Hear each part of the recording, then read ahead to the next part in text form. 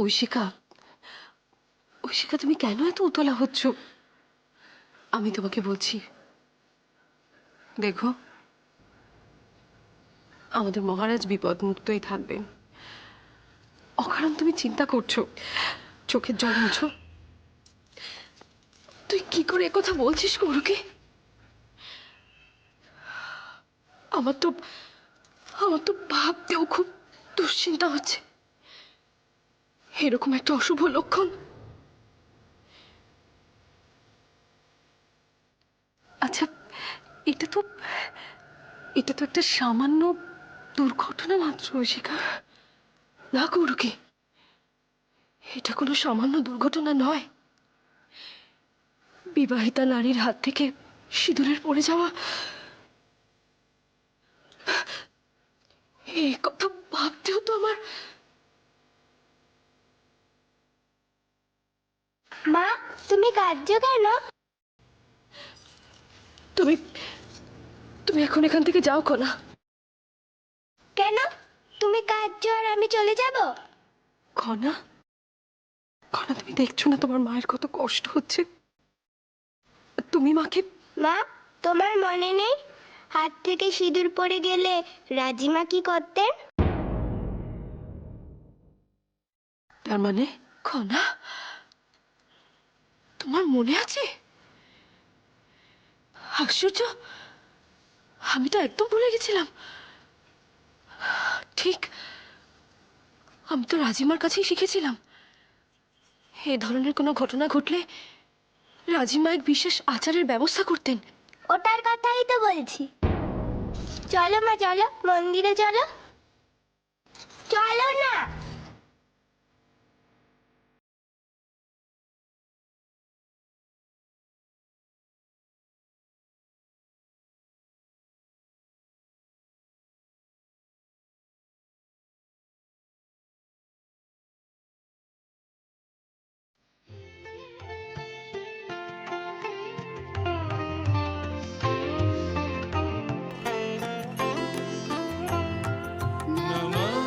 नमस्ते शरण्ये शिवे शानुकम्पे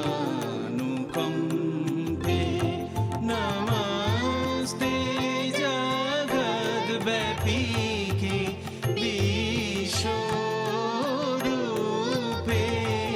नमस्ते जगदम्ब पादारविन्दे नमस्ते जगत्तारिणी त्राहि दुर्गे नमस्ते शरण्ये शिवे शानुकम्पे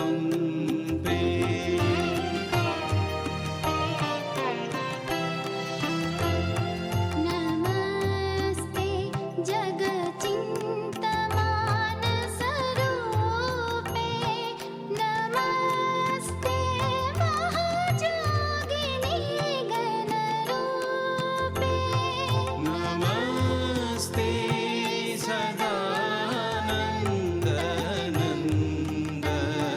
स्वरूपे আরে কি হলো, এত ব্যস্ততা কিসে? আচ্ছা মা, আমাদের বিলম্ব হয়ে যাচ্ছে না তো? না না, ঢের দেরি আছে বাবা। কিন্তু রাজকুমারী যদি অপেক্ষা করে? ও তাই, তো করুক না। রাজকুমারী না হয় একটু অপেক্ষা করলো, তাতে ক্ষতি কি? না না, কখনো নয়। রাজকুমারীকে অপেক্ষা করানো মোটেই উচিত নয়। আচ্ছা ঠিক আছে, তাই হবে। কিন্তু শোনো, তোমাকে কিন্তু আজকে রানীমা নিজে হাতে খাওয়াবেন। এটা কিন্তু অনেক সম্মানের কথা। তুমি রাজপ্রাসাদে খুব বাধ্য হয়ে থাকবে, হ্যাঁ? আচ্ছা মা, আমাকে সুন্দর দেখাচ্ছে? হ্যাঁ বাবা, তোমাকে খুব সুন্দর দেখাচ্ছে। আচ্ছা, তুমি যে রাজকুমারীর কাছে যাবে, কোনো উপহার নিয়ে যাবে না? চলো চলো।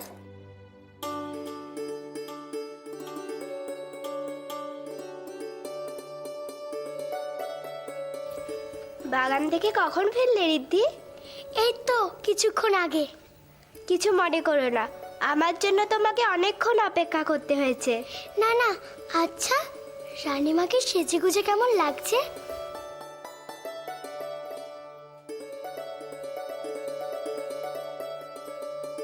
কি হয়েছে তোমার? তুমি চুপ করে আছো কেন? তুমি বলো, তোমার মন খারাপ? না, কিছু হয়নি। তাহলে মুখটা এমন ভারী করে রেখেছো কেন? আসলে মার কথা ভাবছিলাম। রানীমার কথা? কি ভাবছিলে?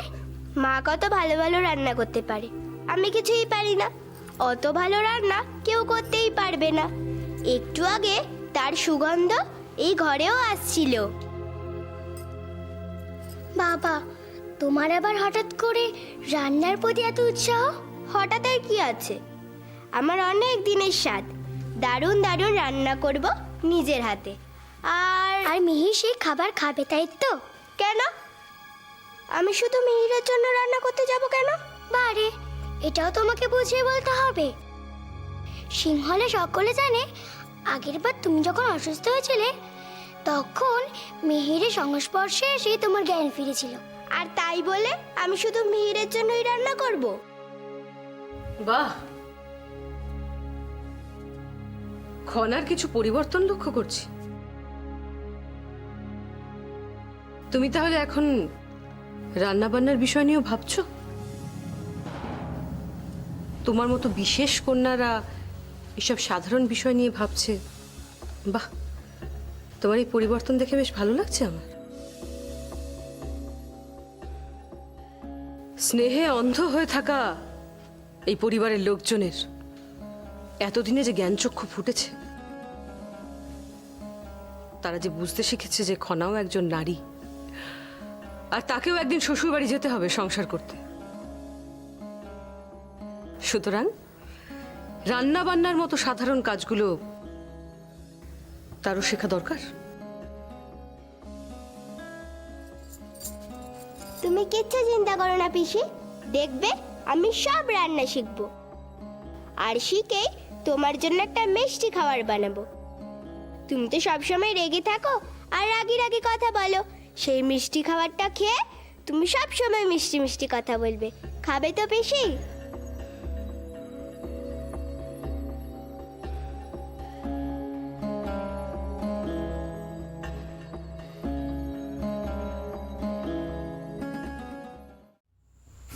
রাজকুমার, জ্যোতিষবীর মহাশয় এসেছেন আপনাকে একটা বিশেষ প্রয়োজনীয় কথা বলতে। আমাকে? শুনি কি সেই বিশেষ প্রয়োজন? বিশেষ প্রয়োজন কিনা সেটা পরে বিচার করবেন রাজকুমার, কিন্তু এই মুহূর্তে এই কথাটা আপনার কাছে সুসংবাদ বটে। সুসংবাদ? আপনার ভাগ্যলিপিতে একটি যোগ সুস্পষ্টভাবে প্রকাশ পেয়েছে এবং সেই যোগ শুরুও হয়ে গেছে। চোখ? আপনার রাজযোগ শুরু হয়ে গেছে রাজকুমার।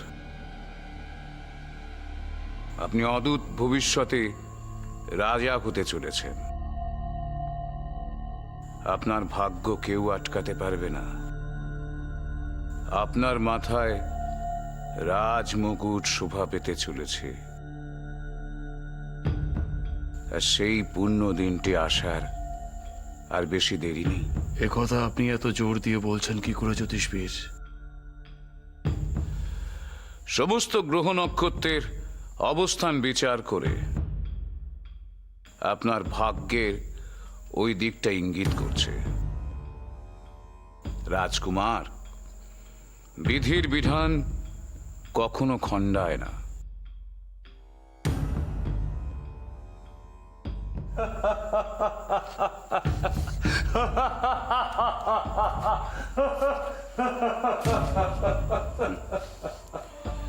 আপনি হাসছেন।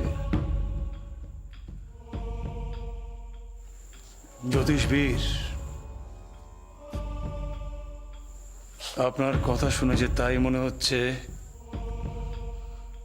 আমাকে ক্ষমা করবেন রাজকুমার, কিন্তু একটা কথা আমি কিছুতেই বুঝতে পারছি না। উনি এমন কি কথা বললেন যাতে আপনার হাসির উদ্রেক হচ্ছে? খাদ্যমন্ত্রী, আমি সিংহলের বীর শ্রেষ্ঠ। আমি সিংহলের রাজকুমার মহানামা। আমার ভাগ্যলিপি আমি নিজে লিখি।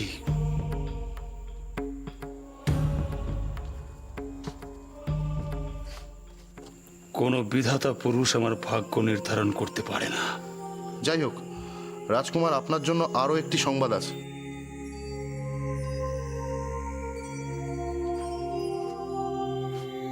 কি সংবাদ? মহারাজ এখন দেশের যে অংশটি অতিক্রম করছেন সেই অংশটি সিংহলের মধ্যে সব থেকে বেশি ক্ষতিগ্রস্ত অঞ্চল।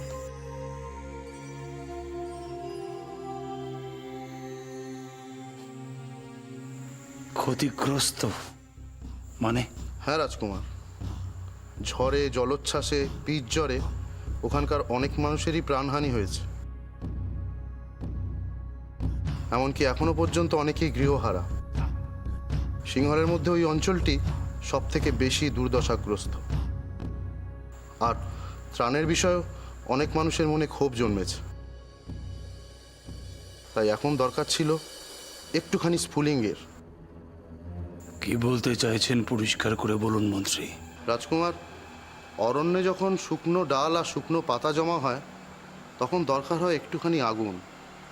কোনোভাবে যদি একটি স্ফুলিঙ্গ সৃষ্টি করা যায় তাহলে একটা বিশাল বড় দাবানলের সৃষ্টি হয়, আর তাতে পুরো অরণ্য জ্বলে পুড়ে ছারখার হয়ে যায়। আপনার এই সমস্ত অর্থহীন কথা শোনার মতো আমার বিন্দুমাত্র সময় নেই মন্ত্রী। আমাকে ক্ষমা করবেন, আমি আসলে বলতে চাইছিলাম পরিস্থিতির চাপে পড়ে এমনিতেই ওই সব এলাকার মানুষ ক্ষোভে ফেটে পড়ছে। ঠিক এই মুহূর্তে ওই অঞ্চলে মহারাজের প্রবেশ একটা স্ফুলিঙ্গের মতন কাজ করবে। আর আমি নিশ্চিত মহারাজ আক্রান্ত হবেন। স্তব্ধ হন মন্ত্রী, এই মুহূর্তে আপনি স্তব্ধ হন। আমার স্পর্ধা মার্জনা করবেন, কিন্তু এই সমস্ত মন্ত্রী, বিষয়ে আপনি ভুলে যাচ্ছেন আমি এই রাজ্যের রাজকুমার, আর মহারাজা উপতিষ্য আমার বড় ভাই। কাজেই কোন পরিস্থিতিতে আমি কিভাবে সামনে গিয়ে দাঁড়াবো সেটা সম্পূর্ণ আমার নিজের ব্যক্তিগত ব্যাপার। আর এ বিষয়ে আমি আপনার কাছ থেকে কোন রূপ উপদেশ নিতে প্রস্তুত নই। এই বিষয়ে আপনি দয়া করে ভবিষ্যতে আর মাথা না ঘামালেই আমি খুশি হব। না মানে উনি বলছেন জ্যোতিষবীর, আমি বাঁচবো কি মরবো তার জন্য আমি কোন রূপ জ্যোতিষশাস্ত্রের উপর নির্ভর করি না। এ কথা আমি আপনাকে আগেও বলেছি। আমার ভাগ্য আমি নিজে রচনা করি। আপনি বিশ্বাস করুন বা নাই করুন জ্যোতিষশাস্ত্রে, সেটা আপনার একান্ত নিজের ব্যাপার। কিন্তু আপনি কি নিজের মনের কাছে অস্বীকার করতে পারবেন যে আপনার ভালোবাসার নারী ইতিমধ্যেই আপনার জীবনে এসে গেছে?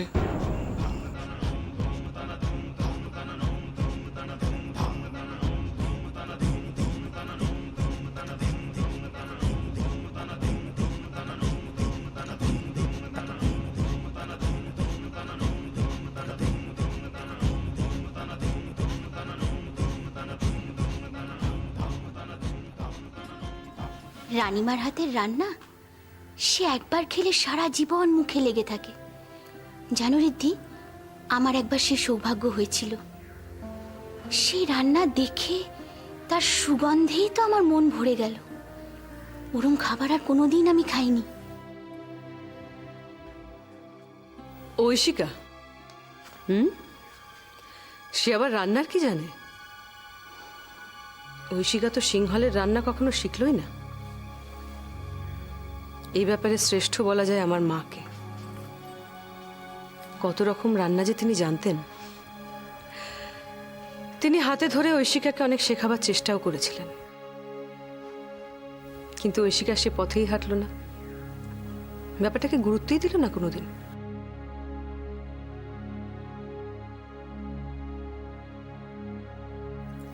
এ নাও পিসি, খাও। কি এটা? কি এটা?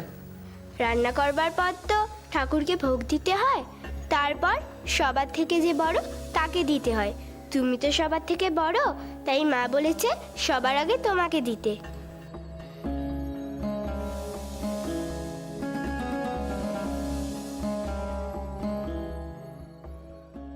খাও।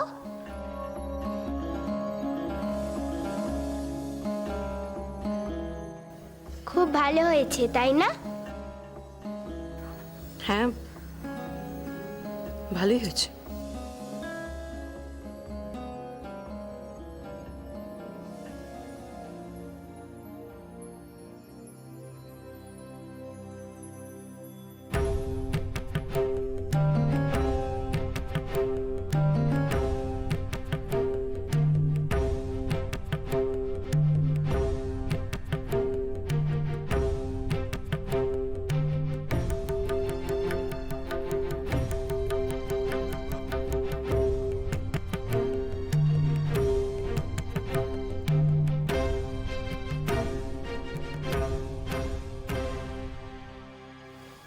মিহির, তুমি রানীমার সাথে দেখা করবে না? উনি তো তোমার জন্য অপেক্ষা করছেন।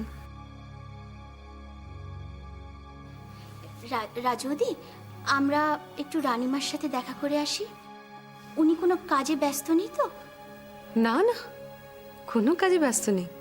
যাও, ও বোধহয় ওর ঘরেই আছে।